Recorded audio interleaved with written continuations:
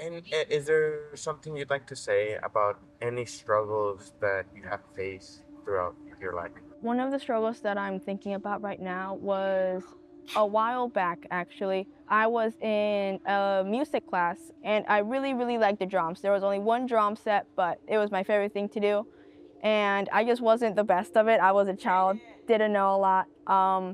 But I remember this one time in class, I went straight to the drums, played the drums, and my teacher looked at me and he's like, "Get off the drums.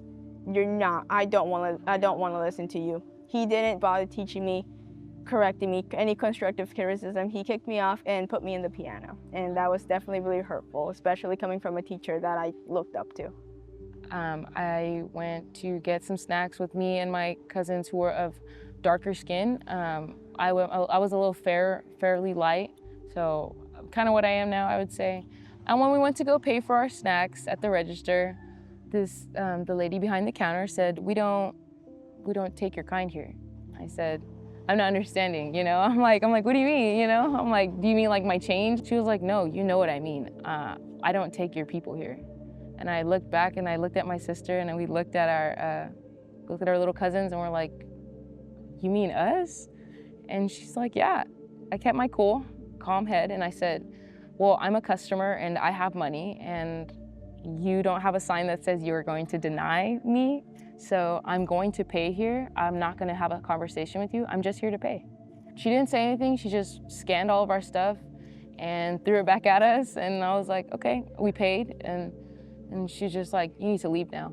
And I was like, okay, it's time to go. And my cousins weren't really understanding why she was being rude. And I kind of had to explain to them because they were so young that the fact that because they were darker, she just didn't want to serve them. So that made me feel pretty upset because I was like, I don't think we did anything wrong. We were just there to go get snacks for a sleepover.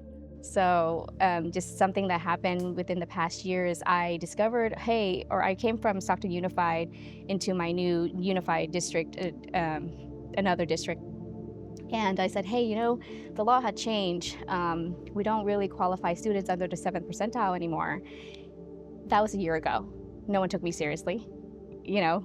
So that's the backbone of our report. That's how we qualify students with disabilities. Just last week, a male colleague, amazing, person, but just mentioned it to a group of our group and said, I can't qualify kids anymore because the law had changed. And everybody rushed to his basically comment like, oh my gosh, really? How did that happen? When did this change? And we should just now change all of our departments. I'm like, didn't I just say this a year ago? But recently it reminded me that my opinion isn't loud enough until a male actually said it very nonchalantly. That how'd you overcome that feeling? Well, I was a child. I didn't know how to play the drums, and it's not my fault. He was a teacher, and his job is to teach. His job is to make the student improve in whatever they're doing. And kicking me off and putting me in the piano was not the best move, I would say, but I've learned to forgive and forget. It's been a while, and yeah. Yeah, I think everybody's been through, has had a good feeling of that. And it's a long, hard feeling of, you feel like you're useless or you feel like you don't belong. Um, and I think that it's normal to feel that, but not all the time. Because there are gonna be times when it's like, oh, I'm struggling, I don't know what to do. Like, what if I just quit, let it all go? There's always room for growth. Like, you will hear about grandparents being homophobic and then their grandchild comes along and admits to them they're homosexual and they're all of a sudden, you know what, I'm okay with it. Switch because it's family. I think that there's always room for change and growth. It's never too late to grow. It doesn't matter if you're 8 or 80. I think there's always room for growth. Um, I have more of an assertive personality, so I would go against the current all the time. So I feel comfortable doing that. But I have seen a lot of colleagues, especially Asian female in the same field, they are very timid and they would not speak up. I'm usually the louder one in a group of people or in like our coworkers, so I would speak up. But I've noticed that my Asian partners, in the same field would not.